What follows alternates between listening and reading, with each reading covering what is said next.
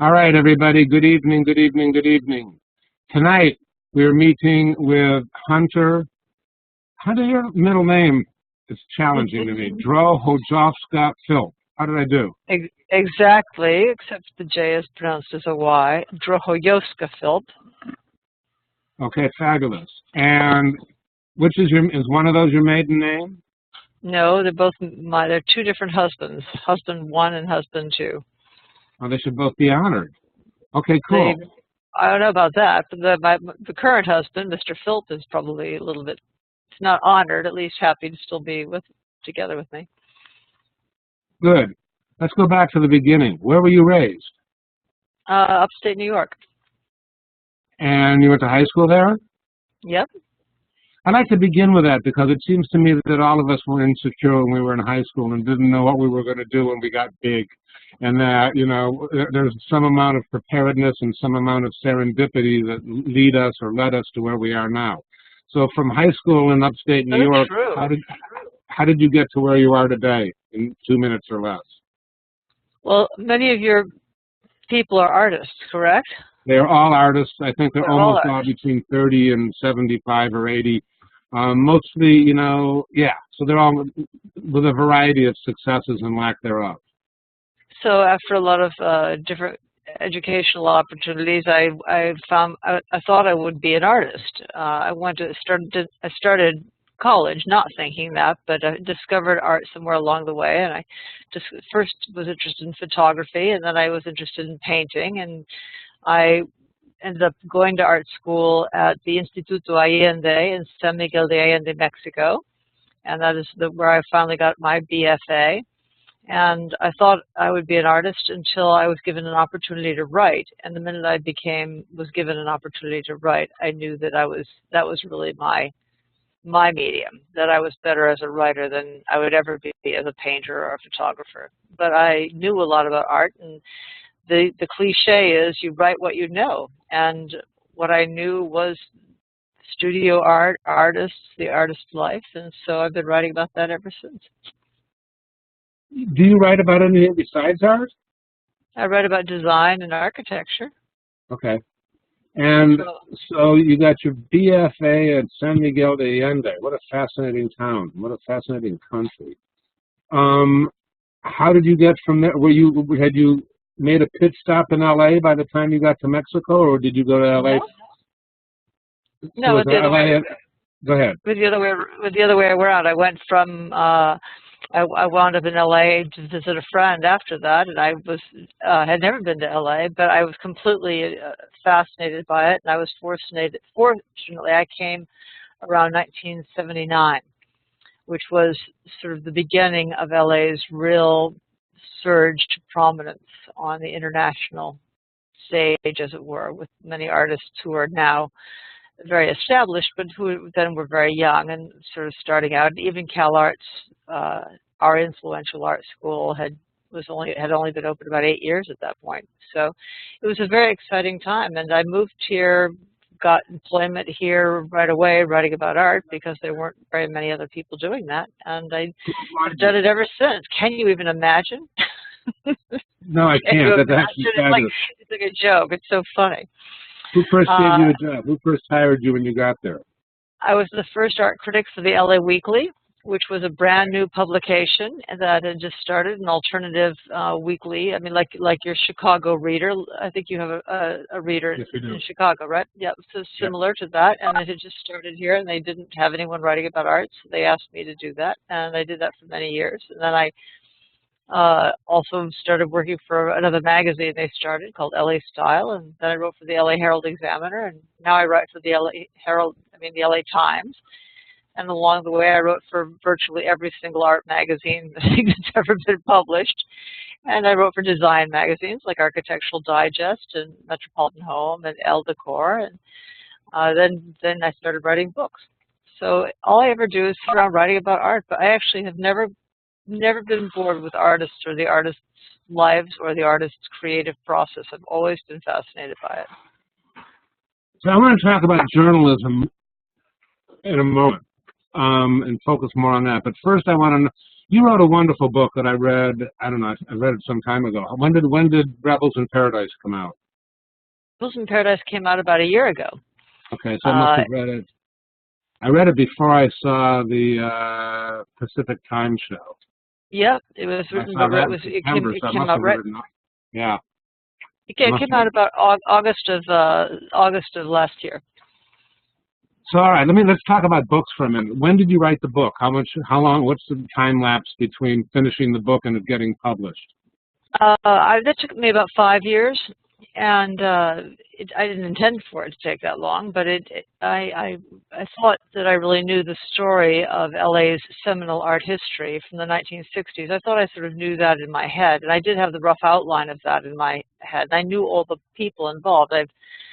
Over the years, it's a small community. It was a small community here. So over the years, I had written about John Baldessari and Ed Ruscha and Robert Irwin and many of the key players from the 1960s. I knew the story of Ferris Gallery. I knew about Walter Hopps. I knew him. And I knew Irving Blum. So I thought I could do it fairly quickly. But when I started to do the research, I found out that there was so much more to the whole saga that I wanted to tell, and I decided it would really be about the 1960s in Los Angeles and the art scene and all those artists and how they also interacted with people in film and music and fashion and design, because it was such an unbelievably fertile time in Los Angeles, and it was really the basis of everything that we have today. It was the time when really the consciousness of having a cultural center came to be, and the artists themselves were very influential in that. You know, you anticipated the question I was going to ask, because I know your knowledge is fairly close to encyclopedic, and I wondered if you, and then you talked about arriving in LA in the 70s. I know that much of the book was in the 60s, so I was wondering if you had to do some research, and obviously you did a lot. Well, I had to do historic research, but even stories that I knew, I learned things on a much deeper level. And then I relied a lot on oral history, because a lot of those artists had been interviewed, or I interviewed them myself. So that was true. But you had to, obviously fact check the oral histories to make sure that what the artists were saying was, correct in terms of whether it was the correct date, or whether they had the right people, or whether their memory of a situation was correct. So I would often have to, sort of check their stories. But it was, this was a fantastic period when really anything seemed possible in LA at that time. And there was no, what entranced me really from the outset was the fact that all these artists who are so internationally well known today, even David Hockney, were operating in an art scene where there were virtually so few galleries. There was no museum of contemporary art. There wasn't even a museum until 1965. So there just was like a little wing of a general museum. And I think most people who've come to Los Angeles recently don't realize how recent all this developed. But anyway, the entrancing part to me is that all these artists were working without a market, which is virtually impossible today, thanks to the internet. And artists might not want to hear about that, actually, but these artists were coming up with the most incredible ideas and making the most extraordinary work without any hope much of selling anything, and producing work that didn't look like anything produced anywhere else in the world, making their own kind of unique visual statements. I've got a bunch of questions. I don't know where to go first. I'll go with this one. I feel like Chicago and Los Angeles had similar characteristics some time ago, and that LA is gelled. And I want to get into the gelling part in a minute. But, the mantra that one hears in many cities is we don't have enough art critics. There isn't enough coverage of the arts. Our collectors go somewhere else to buy art. And specifically I'm talking about Chicago. And, the mantra sort of goes, nobody cares here, nobody buys my art, our art is undervalued. It's really frustrating. And then I can remember seeing, maybe 5 or 6 years ago, a video done with Jean Mallant at Cirrus Editions, a fine printer in Los Angeles. And I've Yep. known John for a long time. But he was doing a video and interviewing people, and the LA artists were saying, nobody pays attention to our work. There's not enough critics. The collectors go somewhere else. It's so wonderful. We can do whatever we want. Whereas in Chicago, they go, it's so terrible, nobody's paying attention. You know, I find that a really, maybe, I don't know. I think it says something good about LA. Now, my sense is, I used to have an art gallery in San Francisco that I opened in '73, actually in Palo Alto, and then moved to Chicago in 1981. And I feel like LA didn't have a cohesive art scene or necessarily an art scene really. I mean, Ferris had been there in the 60s, but in the 70s it was like there was not much there. And I feel like when MoCA decided to become a museum, and this was founded predominantly by artists, and then you had the Geffen Temporary, which was a huge, fabulous temporary structure that was as exciting as a museum could be. And I feel at that point that, you know, like Geffen got involved, and Steve Martin made a movie that had a major scene that took place in the LA County Museum of Art, LACMA. And I feel like Hollywood got involved in fine art in LA. And when that happened, it became cool, and or it became, oh, look what that art, when that Hollywood person is collecting, maybe I should pay more attention to art. Hunter, do you see this the same way, that it had something to do with the founding of MoCA and Hollywood getting engaged? It's an interesting perspective. It's one that's hard to have if you live here, because LA has a long history of people in Hollywood collecting art. You know, Edward G. Robinson collected art, you know, and he collected dead people. And Vincent Price. I mean, and Vincent Price had weird taste. So, you know, Hollywood people have always collected art, but of course their influence is considerable in terms of their maybe, you know, they have a lot of influence on their clients, and they have influence on, you know, I mean, a lot of the people who collect here are not necessarily movie stars, but, you know, agents and managers and executives, a little bit more, say, than movie stars. There aren't that many movie stars I know of, who, Steve Martin being a very notable exception, who have collected in depth. And I never really understand why that would be, except that maybe they're so focused on their own creative process as creative people that they don't really have as much fascination with the creativity of other artists. I mean, they probably think of themselves as artists. So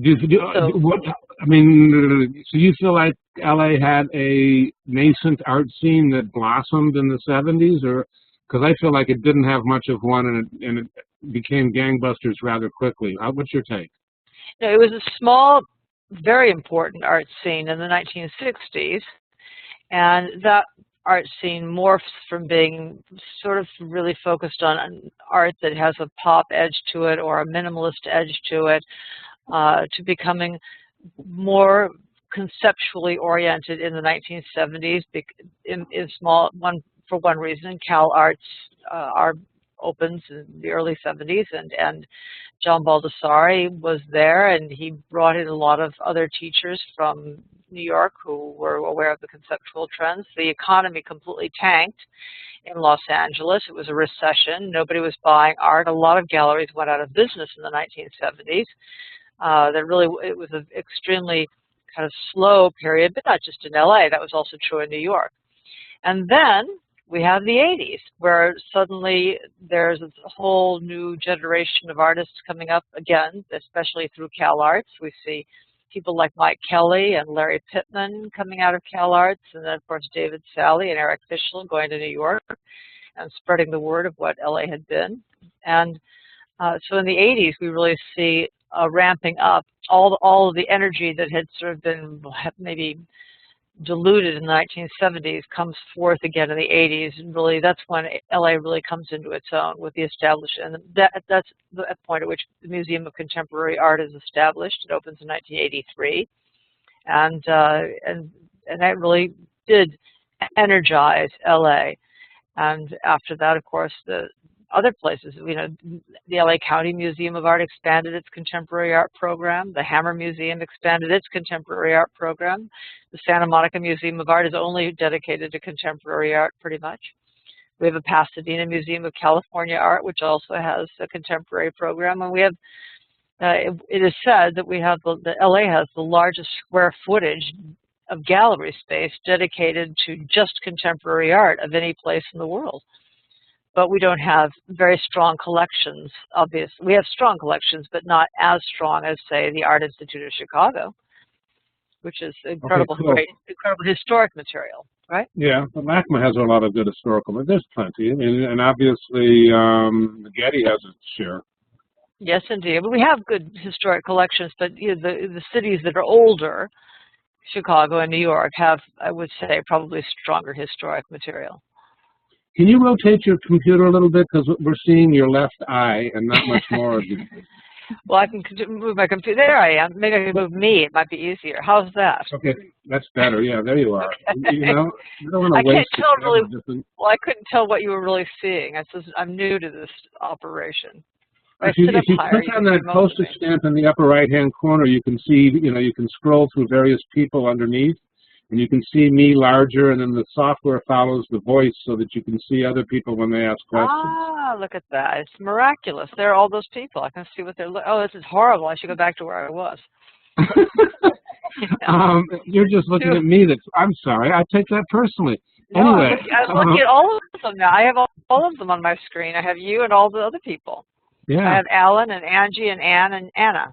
And then you can click underneath, you can scroll through those because there's about 20-something people are here, I think, or something like that. Oh, so you can click the dots underneath, you can see another set of 5 people. Okay. Now, how did it happen that LA became, I don't want to call it xenophobic, but they are really proud of Los Angeles artists. And so many other, I mean, I think New York is a, you know, is a local art scene that predominantly, you know, the Whitney predominantly shows New York artists. I mean, LA predominantly shows LA artists. All the rest of the museums in the country show, and communities show New York and LA artists. How did LA get to decide, what happened to make it want to be proud of their own? I don't think LA shows LA artists. I think LA galleries and the museum curators show, actually for a long time, it was the other way around. It was like a battle to get the LA institutions to show LA artists. Fine. In the last 10 years, I think they're doing a great job for LA artists. How does this happen? Well, the LA artists themselves have done it. They've gone, many of them have taken John Baldessari's advice and started in Europe. A lot of LA artists got their career stronghold, or foothold rather, by starting to get shows in Europe and in galleries or institutions there. They didn't, they gave up, or rather, I suppose gave up is one way of looking at it, or sort of decided to go around New York, which has had a long history of ignoring LA artists. So rather than, you know, beat their heads against the wall, they would just go into the European museums and galleries, which have a long history of supporting LA artists, especially in Germany. So a lot of the artists have gained a lot of career momentum by doing that. And then, interestingly enough, there's sort of like a bounce back where they get to come back to LA and be recognized after they've been recognized in Amsterdam and Berlin and Cologne and even, you know, and Milan and London and Paris. You know, a lot of them get a lot of attention there before they get shown here. So it's sort of the prodigal son coming back. Yeah, exactly. And but all the artists themselves, the art scene here is, of course, multi-generational and extremely heavyweight with talent now. We have great teachers. One of the differences that people always cite between LA and New York is that in New York it was always considered sort of very, here I am, there's all of me. You can see all of me now, whether you want to or not, is that New York artists really was never considered that, wasn't considered okay to teach that much. And people do teach, but in LA, the very best artists here always taught. I mean, even when Richard Diebenkorn came here, he came here to teach. You know, the abstract classicists taught. I mean, the John Baldessari teaches, and I mean, I did or taught for many years. Or Robert Irwin taught. And they had a great influence on the next generation of artists who teach. So UCLA has an art program where Larry Pittman is involved, and Barbara Kruger and Kathy Opie, and people with huge careers, people who have retrospectives and museum shows all over the world, but they still teach. So that's led to, so then they all have students, and their students have students, and so it's given kind of a richness to the artistic community here. And I think people would argue that it's still less of a market-driven community than New York. The standard cliche about LA is it's the great production center for the making of contemporary art, and New York is the marketplace. I think that's a really good assessment. I don't know that I would have put it together that way. I like it. I think I just learned something. Thank you. Okay. Oh, good. Happy to be of help. Good. So, yeah, did you get the message there, you guys? Go to Europe. Get attention somewhere else. It's easy, they always look down your nose at home if you start there. At least they do in my town.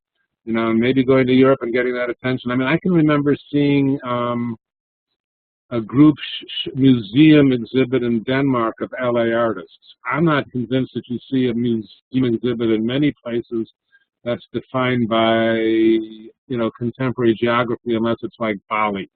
But, it isn't like a community within a country. So I think that's something significant about LA. Let's shift to art criticism.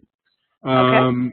How many, you used to write for ArtNet, which has decided to roll up its monitor. So sad.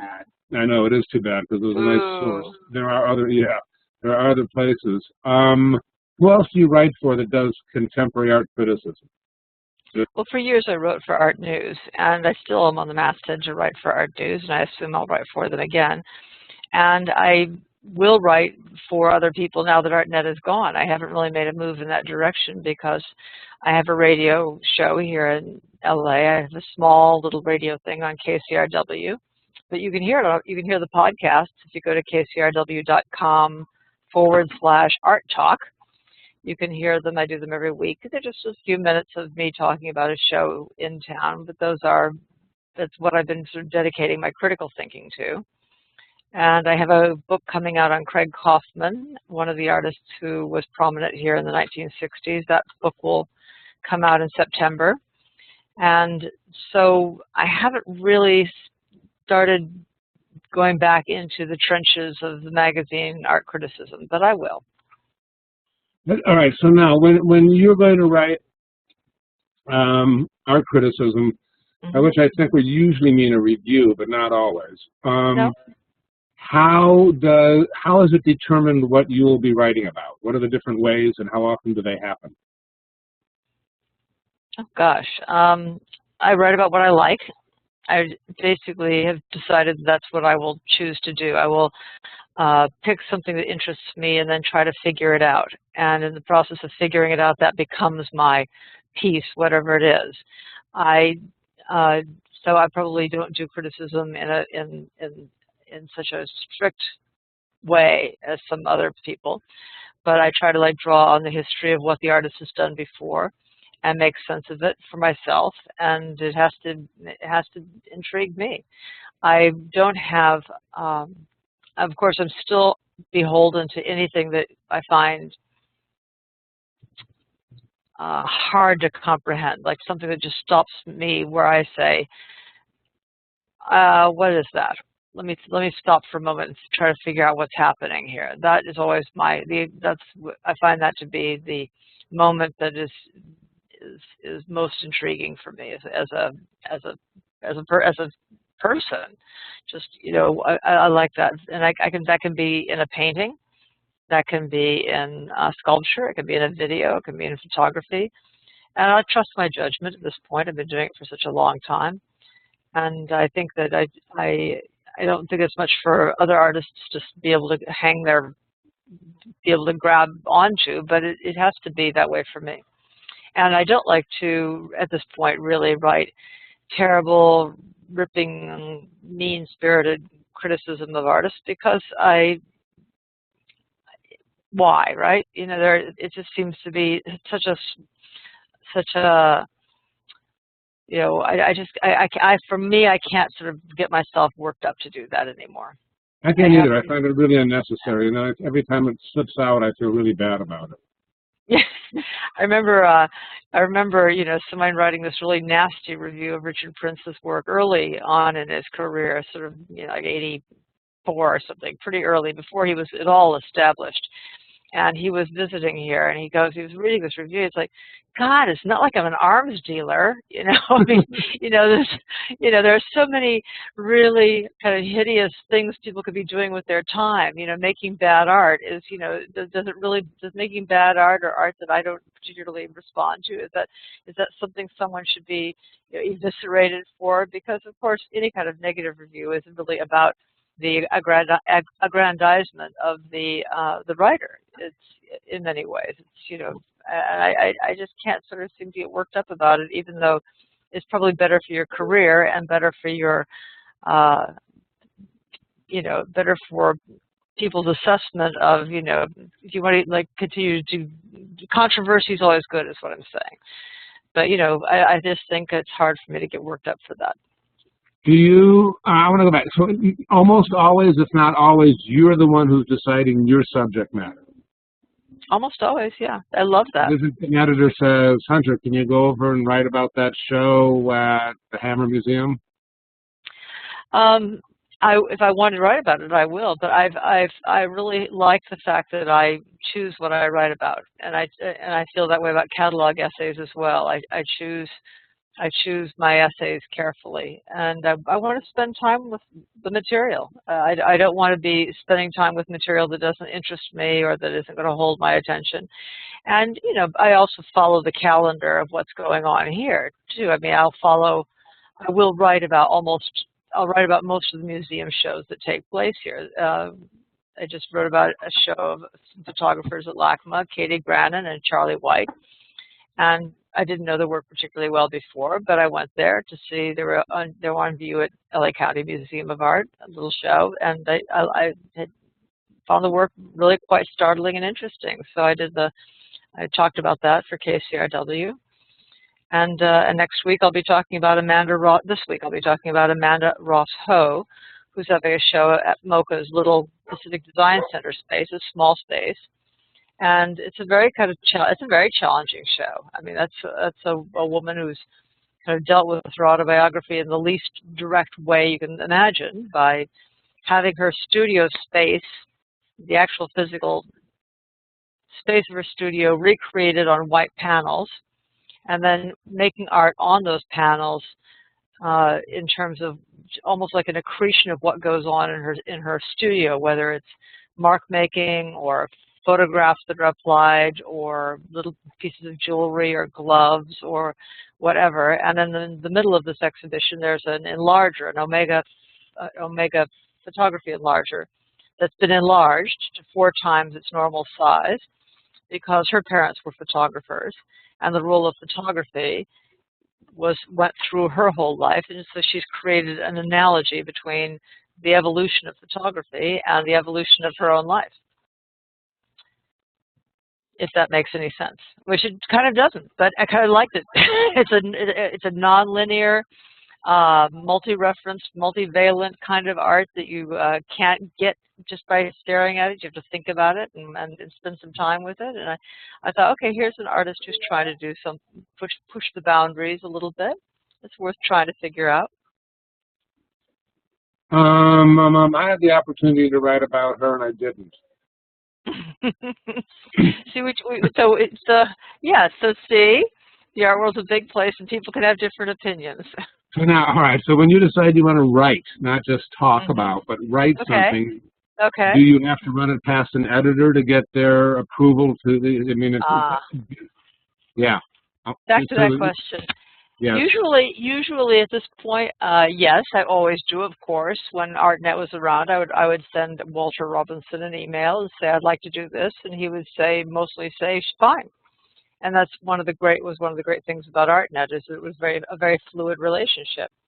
How about Art News? Do they say fine? I'll find out. I'll find out now that I'm going to go back and write for them. I'll find out. They don't have as much space at Art News. I mean, part of the great thing about writing for the internet is you there was nobody who said, "Oh gosh, we're out of space this month. You can't." We'll see. I'm sure it'll be fine. But a lot of what we do is. Go ahead. How often do you get edited? Oh, I get edited. You know, I don't mind being edited. I like it. It can change the meaning of a whole article with just one word switched, can't it? It can, but I usually catch that before it goes out to publication. I always insist on seeing my copy before it goes out. Although in one or two instances at ArtNet, they moved so fast that it actually went out, and I had to then have it redone after it had been rewritten by Walter and changed the meaning. But it would be something simple. Like, I mean, that wasn't even, you know, it could be something very simple in that regard. I don't have a lot of patience anymore for being heavily edited for something that's, you know, for which I'm being paid $100. You know, I've had that experience with an art magazine where I've written something that I think is fine, and then I've had some young person who's an intern, you know, call me back and try to go through a long, laborious kind of line editing, you know, word by word, and I no longer will write for that magazine. I think, you know, we're talking to a group of artists, and, you know, I think they need to know that critics don't get paid very much for art criticism. And I don't know how to ask the question, but I want you to explain how little you get for a solid review. Well, the joke is always, what's the difference between journalism and criticism? And the answer is 99 cents a word. So the standard is, you know, journalists usually get paid, not even that much anymore. Journalists used to get paid about $1 a word at the low end, but still $1 a word is better than you know, what you get paid for an art review is like a penny a word or a dime a word. It's really very low. It's about $100, $150, $200. It's really quite dispiriting.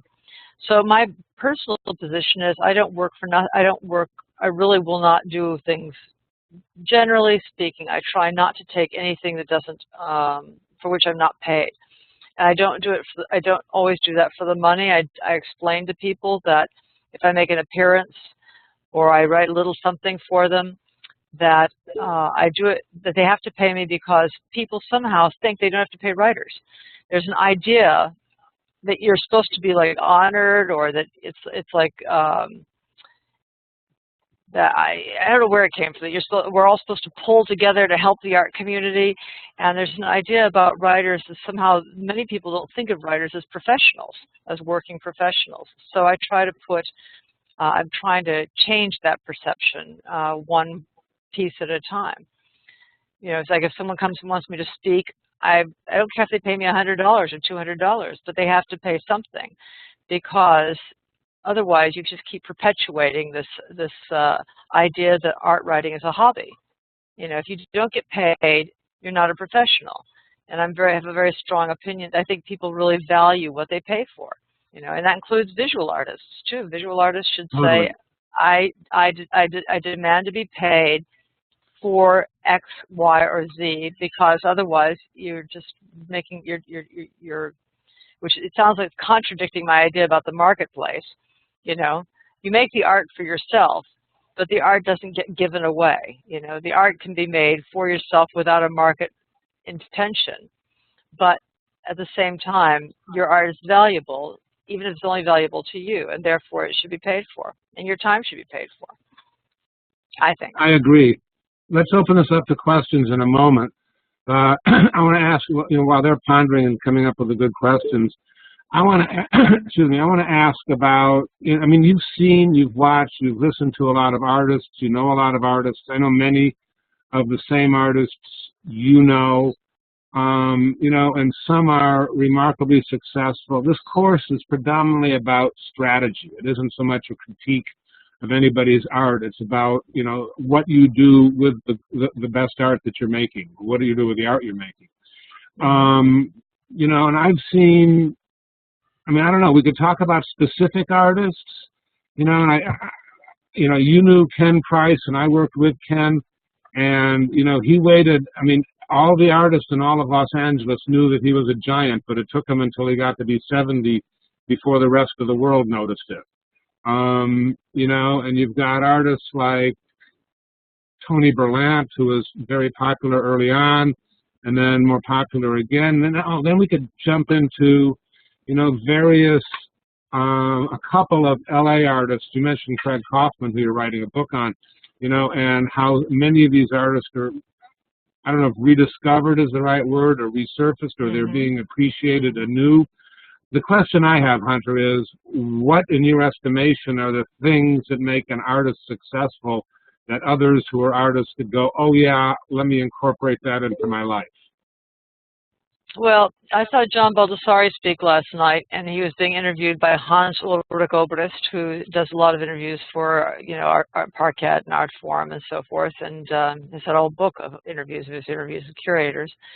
And John said that in the course of teaching, he came across so many artists who were talented, really, really exceptionally talented, and many of them would be women, by the way. And these artists, then time would go on, and he would notice that these artists, as talented as they were, never really had careers. I mean, they'd sort of give up. They'd like have a show here or a show there, and then they would like give up and maybe pursue another career, or assume their art was something they would do on the side, but they would do something else to make a living, whatever. And it just kind of, and he thought, and he asked himself, what is the difference between that artist and me? And he decided that he was totally obsessed.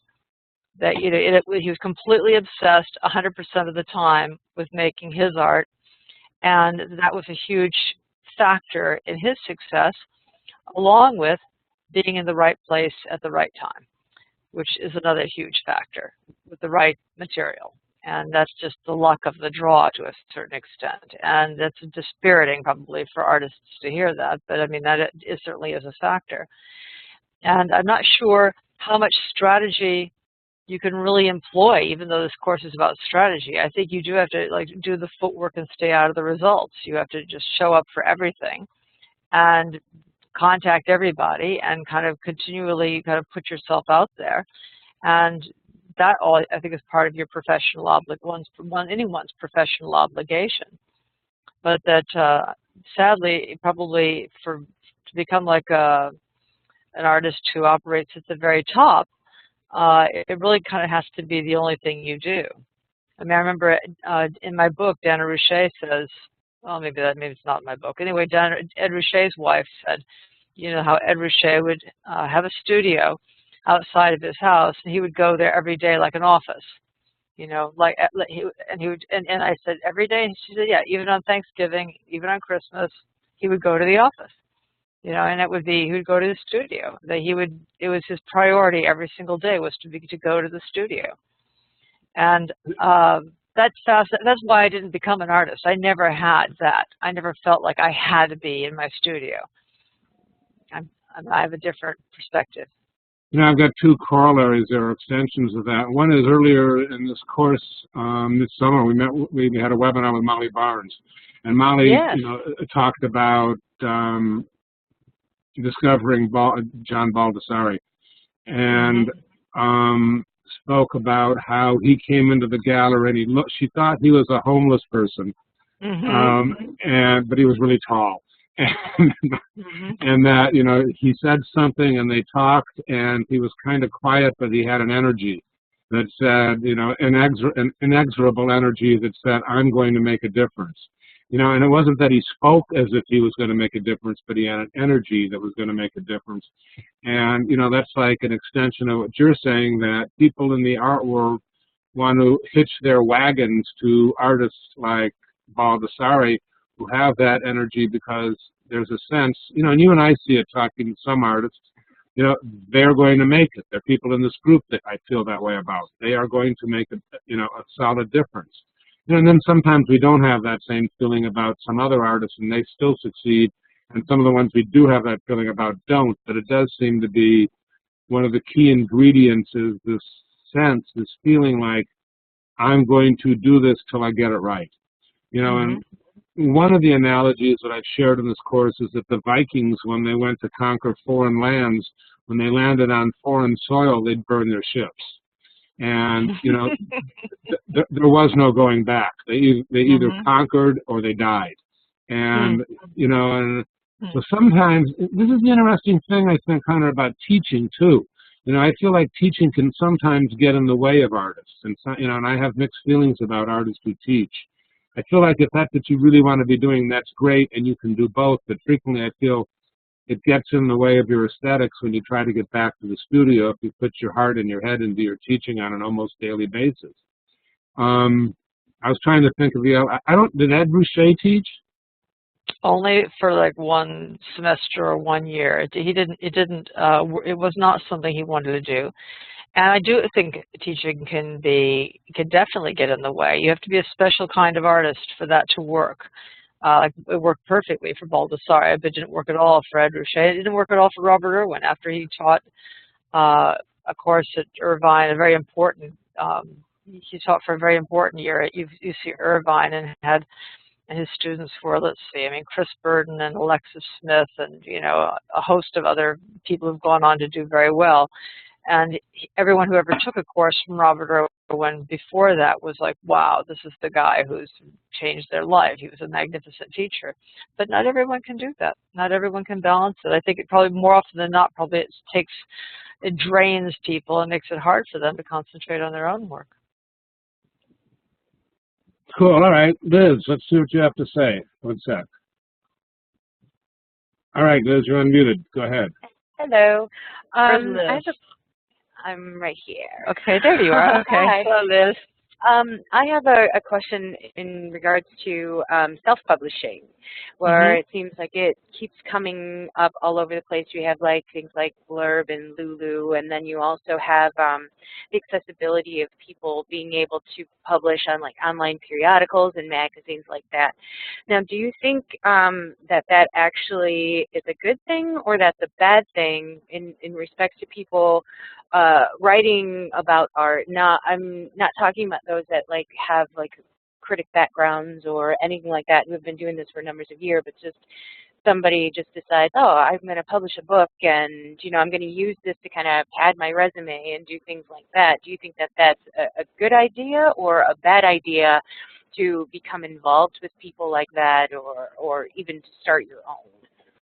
Well, that's a good question. I mean, certainly the internet has changed everything in terms of publishing, and it's morphing even as we speak. It's changing into something that, you know, it's become like the record industry where people can make their own records and put them out and distribute them. In terms of what it would do for you, your exposure, you mean, in terms of getting exposure, it conceivably could give you more exposure on the web because of the nature of you know, Google. I mean, if anything's published, it shows up on Google. Seems to anyway. And so it might be a way of getting your name, a person's name out there, creating exposure that way. I don't know what could be the downside. The downside is if it's not very good. You know, the downside is if whatever is published is, you know, not something that might, you know, somehow be, you know, criticized particularly, but something that might not hold up, you know. Right. Like I was thinking more along the lines of them being like credible sources. Would that be like something that you would want to use? Or As a credible source? Right. As a source. You know, it's funny. I used something in my book that was off the web. It's never been published, was self-published, and it's not exactly germane, but I was looking for first-hand accounts of the LSD tests, the acid tests that took place in Los Angeles in the 1960s that were given by the Merry Pranksters and, you know, Ken Kesey group, and Tom Wolfe wrote a whole book about this, the electric Kool-Aid acid test. It was about how they, after the Watts riots, they came down to LA and they gave LSD. I mean, they gave LSD to people who didn't know they were getting LSD. They invited hundreds of people to come down for a party, and they had 2 big containers of Kool-Aid. One was spiked with LSD and one wasn't. But they didn't bother telling anyone which was which or what would happen to them. So literally hundreds of people in Los Angeles actually had who tripped for the first time. And they didn't know what was happening to them. And for some of them it was a terrible experience, and for some of them it was a fantastic experience. And a lot of what I learned about that was found in accounts that are surfaced on the web now. And they're all credible sources. These are first-hand accounts by people who went through it. But they're not, that material I couldn't find like in a magazine or in the Library of Congress or in another book, in a book that had been published by a real publisher. Yeah, it's a credible source that shows up on the web. That's probably not what you mean in terms of the about your own art. But I think if something's an explanation of your art or gives someone some insight into your art and it's on the web and another writer can find it, I think it's helpful. I think it's helpful. I often Google stuff about people. I almost always Google material to see what's been written about an artist. If I don't know anything about the artist especially, I'll go look at the work and think, that's interesting. Who's this? What have they done? And I'll sort of like Google around until I can learn something. And I find it very helpful. I mean, Google is just like the most amazing thing.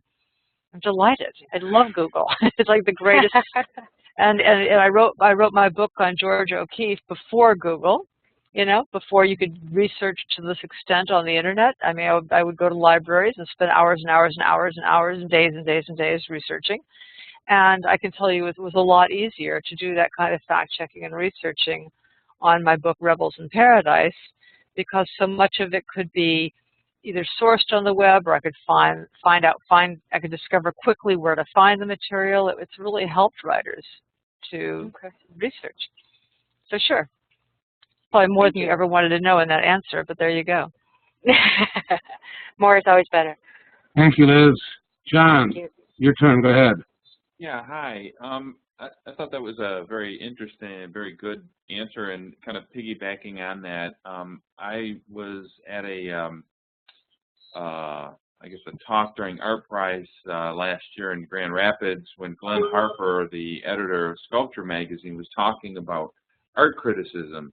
And he's fairly well convinced that, and in his own words, it's a dinosaur in a dying profession, primarily because of the access of information on the worldwide net, and also because of self-publishing that artists are doing. They're able to, you know, and we're almost even expected to put stuff out there about what we're doing, why we're doing stuff, and not just spend time in the studio, but also be doing a lot that you know, helps people understand and communicates more about our intentions and why we're doing things, documenting them, etc. So, I mean, do you see it us going through a transition where, you know,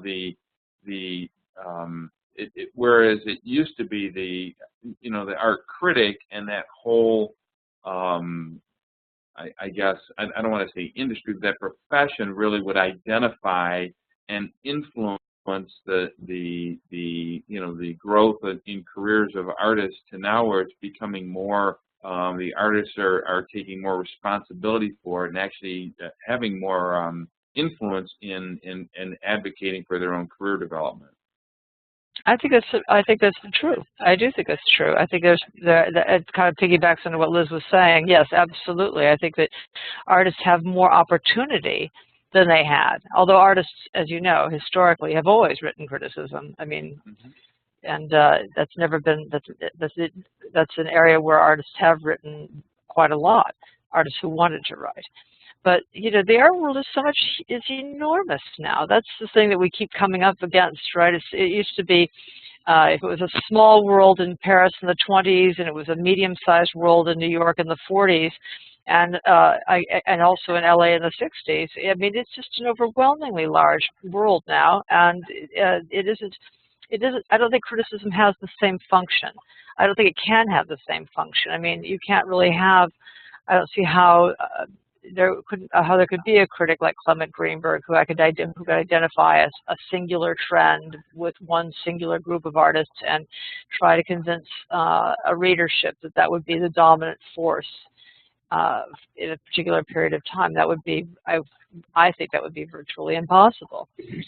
You're all living through, we all now live in a pluralistic art world, a pluralistic, international, globalized art world dominated by art fairs. And between the art fairs and the internet, it's really changing everything so quickly that we really don't know what the future will be, except that contemporary art, which was pretty much disparaged when I started, it was really not, I mean, you didn't see articles about contemporary artists in fashion magazines and general purpose magazines, and there wasn't sort of so much coverage of like contemporary art as an investment. That was not a fact when I started writing about art, and I had when I started, I had almost a messianic intention about how I would tell editors, no, you've got to write about this artist who's, and this is important. And now, I mean, W Magazine or Vanity Fair or mainstream magazines regularly have interactions with contemporary artists. Louis Vuitton created a whole fashion line with Yayoi Kusama's designs on it, and it's so intermixed now. The contemporary art is so intermixed with the larger world that's just what's happened. So why shouldn't artists take hold of publishing to the extent that they make a statement about their own work and consider it an extension of what they do? Let's come back to those questions and answers in a moment and use this as a segue to talk in generalities about the changing or perhaps the changing role of museums, as is evidenced by the brouhaha in Los Angeles. So I don't want to get into the timely details. I want to look at the bigger picture. You talk about art and fashion and all these other things being impacted by art and art impacting them. How do you see the role of museums?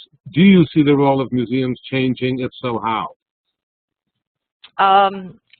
I think museums are trying to address that, for sure. I mean, they certainly are trying to address it, but they've been trying to address it. They have been addressing it for many years now. I mean, this is something I think you would see from the 80s onward, this sort of integration of fashion, probably the 60s onward, to be honest, but certainly from the 80s onward, you would see more interaction between music, fashion, and visual art. And just as you saw the complete collapse of the idea of painting and sculpture.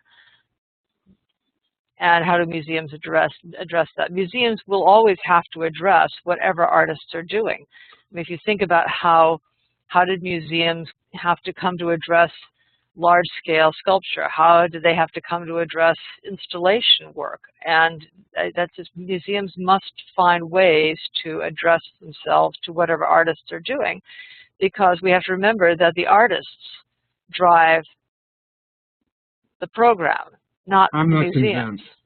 I'm not convinced. It wouldn't surprise me it's the collectors that drive the program. But the artists have to come before the collectors. I mean, ideally, sure, they make stuff, but it's the collectors who I think have a bigger say about what gets shown than the artists. But the collectors definitely have a say in what gets shown, but the art has to come first. The decent art has to be made. The artist has to be primary. You and I agree on that. I don't know that the museums feel that good art has to come first. I think they'll show whatever is necessary to get people, to get people in the door. But let's take that question. What's the balance that a museum should strike between being popular and connoisseurship? Well, I have a good example. Okay. A good example is this year, the LA County Museum of Art had a Tim Burton exhibition, the drawings of Tim Burton, which was a great, brought just gazillions of people into the museum, okay? Everybody wanted to see the Tim Burton show. There were lines around the block to see the Tim Burton show. It's not something that is particularly interesting to me, but it was interesting to the larger populace.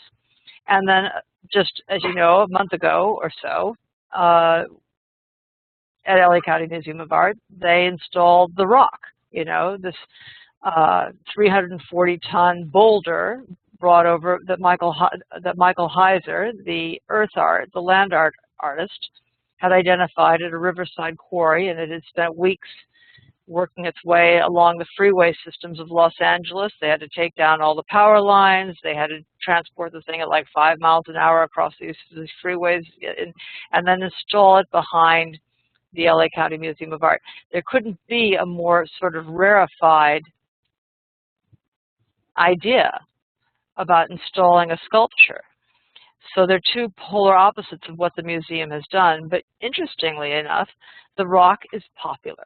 The rock has turned out to be popular against what anybody would have expected. So I don't necessarily believe that that pandering to your idea of what the public will like is the solution for any museum, because properly prepared and educated, I think the public can respond to anything that's put into a museum and find it intriguing. I mean, people have come from all over just to see this rock, and that's all it is a rock over a trench. It's and it is kind of compelling when you see it. It sounds kind of, doesn't sound exciting, but it's quite exciting when you're standing underneath it, I can tell you. You know, I think it's important that we don't underestimate the public, because Chicago is in the final stages of creating a new city cultural plan, which is 25 years since the last one. And I went to a number of town meetings where the public was the voice. That, you know, they'd break up, there'd be 500 people at a meeting, and they'd break them up into groups of 10, and then they'd get everybody's opinions, and they'd come back together again. And I was blown away about how much the public knows about art and culture and what they want, you know, and I found it really informative. So that I like your idea that we shouldn't bow too much to the public or lower ourselves to the public, because they're not anywhere near as low as we seem to think they are. I think I could have said that in a more complimentary way, but I mean, I mean, what's interesting about contemporary art is that it's hard often to understand. You know, you can't necessarily always walk into a room of contemporary art and go, oh, I get that, I've seen that. If you go into a room of Impressionist painting, you know what that is. You know what the history of Impressionist painting is. You're not startled by it. No one is startled by it today. But you go into a room of contemporary artists and you'll think, okay, what's going on here? I don't get it. Or I do get it, or I'm bored by it, whatever. But you'll have a reaction. And I think the public is perfectly capable of having that response. And I don't think artists want to make art. I don't think most artists want to make art for some sort of strange elite audience that doesn't understand their work. Or, you know, I don't think that's really the case. I mean, I know that artists as rarefied as, you know, Doug Wheeler, Robert Irwin, making rooms full of light, James Turrell, just big boxes of light, or, you know, they don't have a problem explaining their work to people who come to visit it. Like, why are you making a room full of light? They have an explanation. And, you know, Doug Wheeler did a gallery full of white light. That's all it was, a gallery with nothing in it but a white light at David's Werner in Manhattan last February. And it was freezing cold, and there were lines around the block to get into the gallery the entire time the exhibition was on. People standing in the cold in Manhattan waiting to walk into a room full of white light.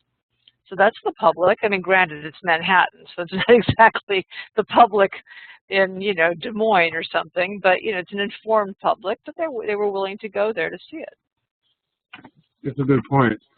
And if James Turrell can explain and have his art embraced by Quakers, I mean, even if he is a Quaker, but still, you know, those are not the people you think who typically embrace contemporary art. Gang, we're running out of time, and I see 4 more of you have questions. I'm going to try and have everybody called upon, but let's see if we can make it quick. Anne, your turn. Hi, Hunter. Hi, Anne. Hi. I want to refer back to what you said. We saw the complete collapse of painting and sculpture, like was that in the 70s, 80s? But the boundaries between, yeah, okay. Mm-hmm. And how did painting come back? Like, it's back now, and there's an abstraction show, but does it have to be a larger size now? Is like outsized abstraction paintings? Is that kind of what's happening now in contemporary art? Larger scale? Larger scale is always popular. Dealers like larger scale. Collectors like larger scale. But there are perfectly wonderful people who make moderate or small abstract paintings. I never feel like scale is crucial to the importance or the impact of a painting. I recently did a panel with, or I did some studio visits with another artist in Minneapolis, and this came up. You know, we went to an artist studio, and the works were small geometric abstract paintings that I liked very much. And another one of my colleagues was like, they're too small. I mean, they're just, you know, they should be much bigger. And in the end, we agreed that they were so compelling at the scale that they were fine. That not all paintings need to be big. And in terms of how did painting come back, I would argue that painting comes back as initially in the 80s as a reaction against the dominance of conceptual art that was so prominent in the 70s, and then it's been rolling on from there ever since. And along the way, I think people came to realize that, you know, that painting was as idea-centric as conceptual art in its own way, and all that kind of thinking that used to be so rigidly divided. Really, I think those divisions just don't exist anymore. I mean, anybody, but I'm actually have welcomed painting back because I've always loved painting. Cool. Anne, thank you. I want to take this opportunity to say, and I don't know that you asked this, but so I'm not really talking to you, but you guys don't try to figure out what trends are or what the trend is going to be. Listen to your own drummer, listen to your own muse, listen to your own heart and soul, and follow that. Not what you, because if you're trying to guess what it's going to be, if you get it right, it's going to be gone by the time you get there. Quite right, Paul. Quite right. Okay, good. I was afraid she was going to go, oh, Paul, you're so old-fashioned. All right, Mark Russell, your turn. Okay. Hi, Hunter. Thanks for being with us tonight. Hi, Mark. My question for you is, you mentioned earlier that you have a lot of, or you're at a point in your career where you write mostly what you want to write about, and you know, which is a great position to be in. A question for you is, how do you find things to write about? Do people come to you, either museums or galleries or artists, and market their shows or their artwork to you, or do you simply go out and find it yourself? Is it unethical that you would write about something that somebody comes to you with? Well, mostly what my writing is based on what is in galleries or in museums already. Since I write what publications want is they want a review or an article about an exhibition that's happening or is going to happen. So that information comes to me via the publicity departments of the various museums and galleries and press releases and so forth. And then I try to go to all the galleries if I can, or most of the galleries if I can. And sometimes I'll just walk in and say, oh, this is really interesting. I really like this, and I'll write about it, which is why I was so sad about losing ArtNet, because of its immediacy. And I can give you an example. I saw a show by a woman here named Delia Brown. 2 shows in 2 different galleries. I liked one better than I liked the other, but I liked what she was doing overall. And I just sent this article into Walter at ArtNet, and he published it, and it came out while the exhibitions were still up. And I loved the immediacy and fluidity of that. And I don't know if I'll be able to find that again or not. I'm looking for a platform for that. But that's how I do it. And then otherwise, I'll get a press release about something that's happening a few weeks down the road, and I'll think, okay, that sounds intriguing, and I'll go see it, and I will have something to say, or I will not have something to say. And that's how it's all not a very logical procedure. I probably know more or less the names of artists, as you know. I mean, I know a lot about a lot of artists at this point. So older artists, younger artists. Here they just had, they probably have it where all of you are as well. They just had a big exhibition here of all artists from graduate programs from the different universities and colleges here, all in one place. And I think that's an interesting place to go learn about what's happening at a new level. And the Hammer Museum here just had a biannual, which they're going to continue from now on, sort of like our version of a Whitney biannual. And there were lots of people there I hadn't heard of. They were young and relatively young, and that they were shown with people whose work I did know, who were older, or people who were better known. And so that way I learned new names, new people who are making art who I didn't know before. I learned about some people I'd never heard of before, and so I keep them in the back of my mind, and then when I have an opportunity, I'd like to write about them. You know, one thing I do, Hunter, is I write an art letter where I run around and preview exhibitions, and I self-publish them, and I have my own mailing list, and I don't get edited. You know, and Huffington Post picks up all of them, and they edit it. So I go, really? Really? You didn't like me saying that? It's really bizarre. And you get so well paid by the Huffington Post. I don't get paid by me or the Huffington Post, but you know, in theory, it gives me some credibility, and I get to pontificate periodically. That's so, right. Mark, thank you. We've got 2 more questions we're going to take, and then we're going to wrap this up and move on. Perry, go ahead. Hi, Perry in Minneapolis. Thanks for your presentation, too. This is sort of minor. Is it viable for myself, an artist, to contract with a critic or art historian to write or elucidate about my work for my own catalog, self-publishing, or through a gallery? Yes. Yes, it is. And I've written catalogs for artists, and the gallery has paid me to write about an artist. I mean, that's very common. The only thing that's not the conflict of interest is if I get paid by a gallery to write about an artist, and I turn around and write a feature story about that artist for Art News, that would be a conflict of interest because I've already been paid by someone who's making money off the artist or by the artist themselves. I mean, that would be the only conflict. So the good news is someone can write about your work, but the bad news is that person then it shouldn't really necessarily go forth and sell a story about you to some other publication. That said, it happens all the time. Oh. Yeah, sometimes the article is just the genesis of, the essay is the genesis of an article sometimes. Exactly. So it happens all the time. What should we pay? What would we pay? 200, 500? It depends on the critic, and it depends on what the critic's rates are. I mean, you can anywhere from like 500 to 5,000. Okay. To 10,000, you know. On the Facebook Klein-Artist-Works gang page, Jason Fomberg, who is one of Chicago's best critics, is soliciting artists for catalog essays. And my understanding is he charges in the neighborhood of $1 a word. You know, and I don't know that an essay needs to be much more than 200 to 250 words for, that's not a full-fledged biography. That's an essay. And, like a pamphlet essay as opposed to a catalog essay. But I think for $200 to $300, you could probably get precisely what you're after. Oh, thank you. By a known critic. And I would hope that Hunter charges more, but I don't know what she charges.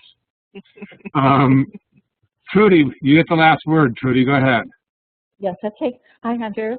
Hi, Trudy. When you said that you'd like to write about art that you don't understand, and I wondered what your process is or what the questions are that you ask yourself in trying to figure out what that work is about. Where do you start and how do you proceed in your own mind? Well, it's so organic. I mean, I just sort of, I think about, it can be something like, well, what can this be? I mean, I recently saw an artist's work at this Hammer Biennial, and it was so bizarre. I thought, what could this possibly be? And I started the process of deduction about trying to think of what the different relationships would be, or what the references would be, where I was coming from in terms of how it fit into what I know about art history or contemporary art history, trying to sort of piece it together by looking at it, and also sort of looking a little bit at where he came from, because I knew he'd studied it in a certain way with a certain person, and then it's a little bit more organic than I could describe. And I think liking something is intuitive. It's like, wow, I don't know what that means. It's intuitive. I like it. It interests me, and I'm happy to try to think if I can find. And next time that guy has a show, I will try to find a place to write about it.